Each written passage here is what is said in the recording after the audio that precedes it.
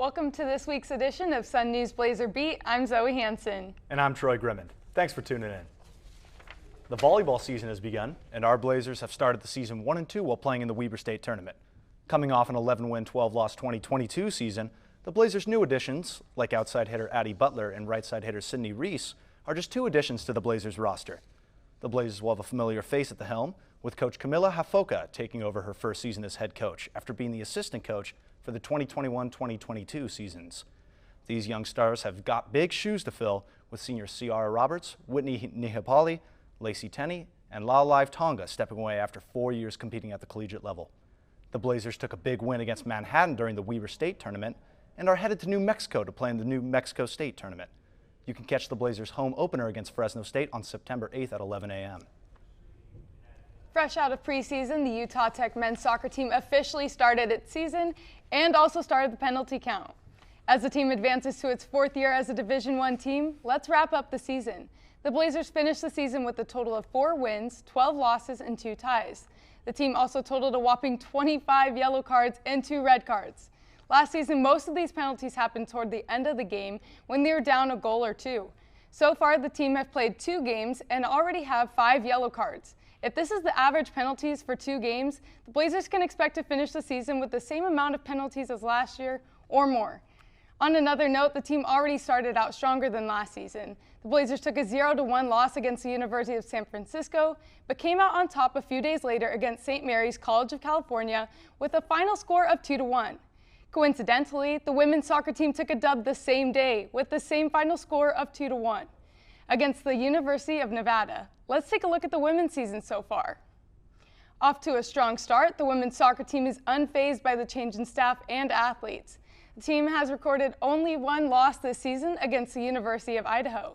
In the last 14 minutes of the game, the Vandals took a shot and landed the lead. Starting the season, the team gained 9 new athletes and a brand new coaching staff. Starting it off at the top, we have the new head coach Lexi Brown, who led the team to its first victory of the season in a 3-1 win against South Dakota. Julie Neild and Nick Vorberg support as the new assistant coaches.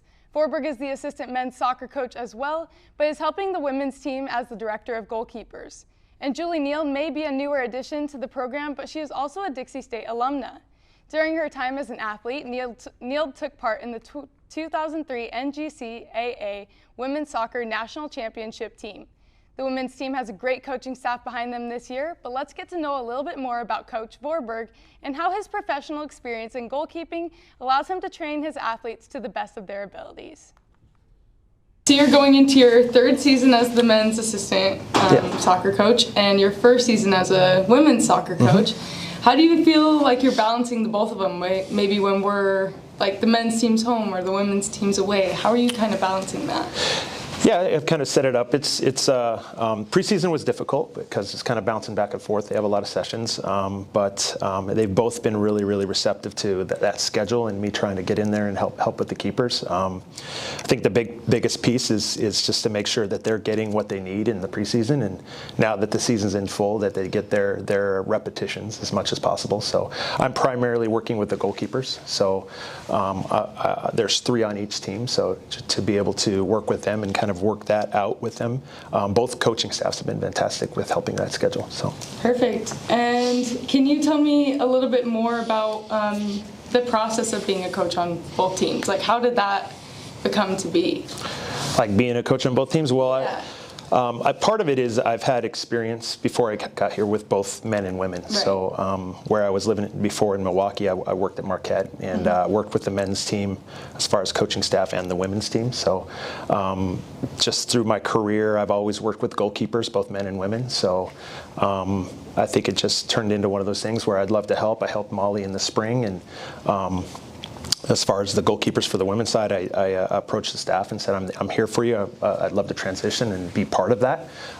It's totally up to you because the new staff kind of, they want to take control of that. And the coaching staff for the women's side was totally receptive. And I think that's kind of helped the transition to the women's side too as well. Johnny, as far as being here the last 3 years, he's the reason I'm here in this city. So that was an easier transition to step into. And it's been awesome building and helping build that program, and then also now being able to help the women build their program too as well. Right, so. That's sweet. Troy, I'd like to say that I'm surprised that the team, like the men's soccer team, has 25 yellow cards last season and already has 5 this season. But I'm really not that surprised. I used to be a soccer player, and I remember how heated it used to get in those last few minutes when you're down a goal. Well, I mean, yeah, obviously if you watch the game, Zoe, you can see just it gets very heated, especially towards the last 15 minutes of the game, you know. Like slide tackles, dirty tackles, especially like in the penalty box, you see a lot of physical play going on. So yellow cards being dished out, maybe possibly some reds in the future too, which will not look good, obviously, for our Blazers. But they're probably working to wrap that up as the season comes up. I think that's definitely something that they need to be aware of, because if we have a star player that's getting a yellow card and then another yellow card, those 2 yellow cards are going to add up to a red card. And if one of our great players is out in the last few minutes, that may be a game changer. Oh, 100%. So that's something they really need to take care of. And if they're already at 5, I'm a little worried, but maybe they could turn it around. We'll be back after the break.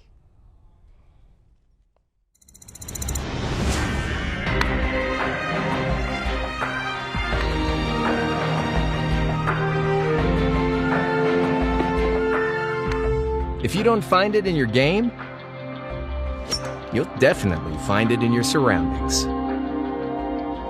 The land of distinction is calling.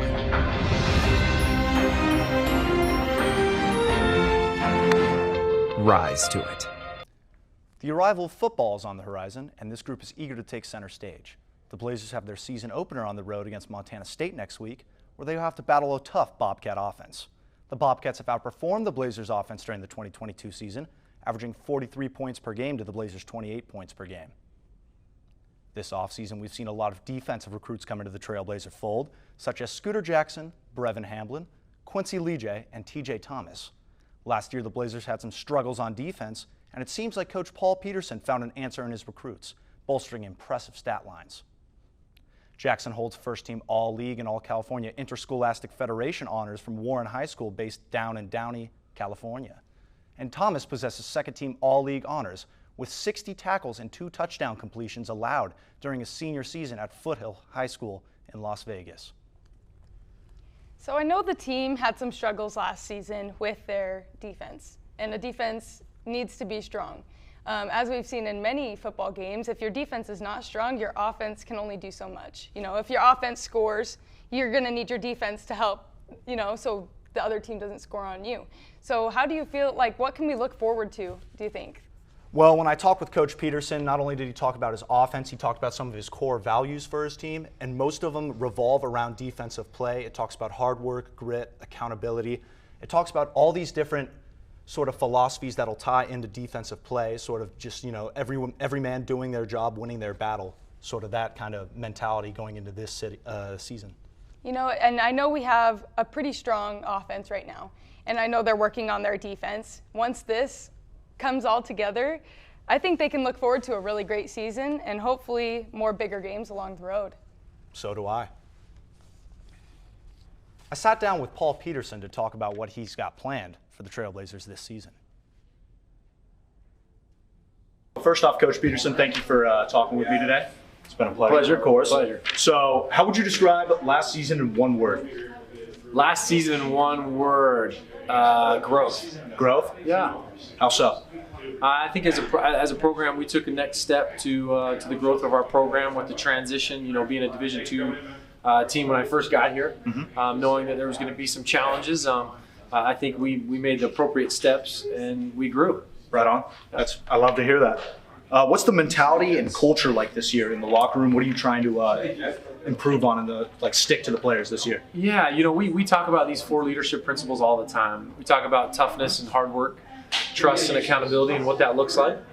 And so we that's what our players try to exemplify.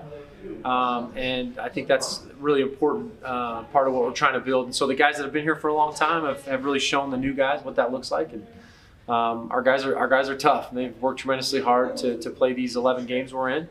And you know, we trust that our players will do a good job. And we're going to put our players in a position to be successful, and we're accountable to one another, trying to be the best we can. So love to hear that. Also, what would you say is the most important factor of those 4? Trust and accountability. Oh man, I think they all kind of go together, right? You can't have one without the other. I mean, this is it's not a weak man's game. Yeah. I mean, you have to be mentally tough and physically tough, and there's no substitute for hard work. If you don't have that, you're not going to win any games. I mean, it's tremendous, a lot of time and effort and grit. You got to be a gritty team, and I think that's what we're doing. So you can't really have one of those without all the other four, I think. So Right on. And what do you think the main lesson you want to leave the players with, and how would you want this program to be remembered? Yeah, you know what? I think, what are you trying to say? I'm gone after this year? What are you trying to No, not at all, sir. I'm teasing. You know, I hope our guys can take some of these life lessons. So my ultimate goal is to help them be good people, right? So we got them from wonderful people, wonderful parents, wonderful coaches. They had a value to our team, both the type of person and the type of football player they are. And so hopefully I can add on to that when they leave here, that they can be great representatives of this wonderful university, and that they can be great people. Their parents left them to us as coaches, and we hope to lead them better and help them be good future fathers. That's my ultimate goal. Right on. Yeah. I love to hear that. Awesome. It's because, it's more than just a game. For Honestly, sure, You're for just sure. teaching young men how to be real men. For sure. So I love that. What aspects of the game has your team improved on, and what do you think the students can look forward to this year? You know, we put an exciting brand of football on the field. Our offense, we like to throw the football. We will run it, but it's upbeat. We throw it a lot, spread out the other team. The games are exciting, and when we're clicking on both offense and defense, it's definitely fun to watch. We talked a little bit earlier about what we expect. We want to take that next step. So the last part of the season, we saw the growth. Now it's we've got to that point. We're not going back down. We're going to continue to grow, and so that's our goal this season. So grow heavy on the passing game. Is that what we're going to see during Montana State probably too? Yeah, I mean that's what we do. We call our offense the spread and shred, right? So I we love spread that. them and we chuck it, and That's an awesome name. Yeah, it's pretty fun. Our previous Coach Stutzman, he's got that trademark, but we're taking it over, and that's what we like doing. I love it. Well, thank you, Coach Peterson, for your appreciate time. It was a pleasure. Thank you so Thanks, much, man. sir. Look forward to seeing you again. Making his name known, junior defensive lineman Cyrus Webster is on the 2023 Buck Buchanan preseason watch list.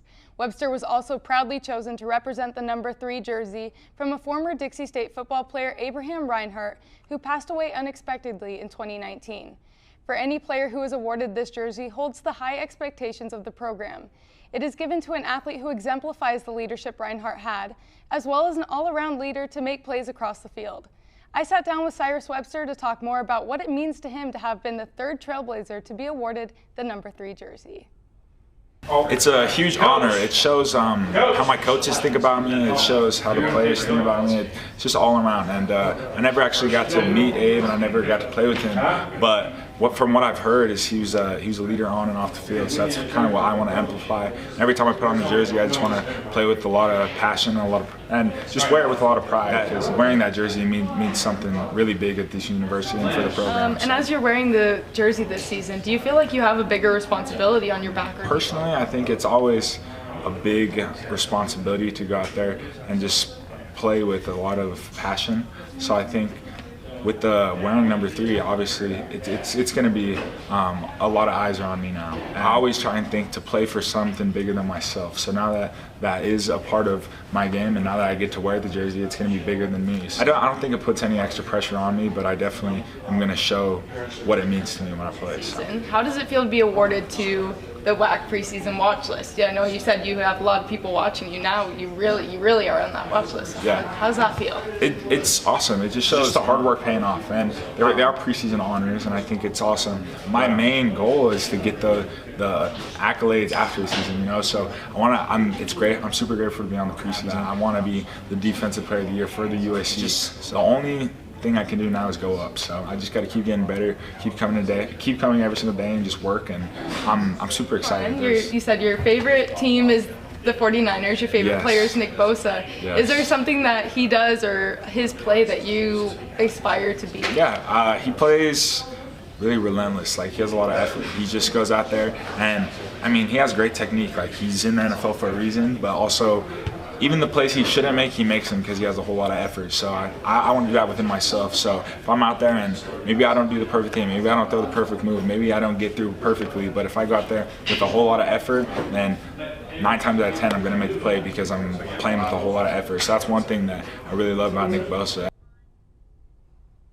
So Zoe, back on the topic of football, Coach Peterson's spread and shred offense, that sounds awfully confident. I'm really looking forward to see what he can do this season. I think that is definitely a catchy phrase, and so I think that's something that's going to resonate with the football players. 100%. I think it's something the students can look forward to as well. If we flash back to last season against BYU, we kind of saw the spread and shred come into play as we were very heavy on the passing game against BYU, and that game was surely electric to watch. I think that's a game that we're always going to reference. It was a game that I think all of us were shocked watching it. I don't know if you were able to go, but it was intense. I caught the game 100%. Saw it on the TV in the gym, and everyone's eyes were just glued to the screen. 100%. Everyone totally forgot about what they were doing. It was such an awesome game, such an awesome thing to be a part of. And I think the team is taking all the right steps this season. You know, they're upping their defense, they're upping their offense, and I love what they're doing with this number 3 jersey. I'm glad it was given to Cyrus Webster. It looks like he's going to have that leadership that they want in that athlete, and so I love that he's able to wear this jersey, and I think it means a lot more for him this season. It's a lot of great dudes to be build around Cyrus Webster, and Cyrus Webster can build around the other guys. 100%. I agree. Hopefully he can make his goal and get those rewards after the season as well. And that's it for this week's edition of Sun News Blazer Beat. Thanks for tuning in. We'll see you here next week, same time, same place. Have a great week, Trailblazers.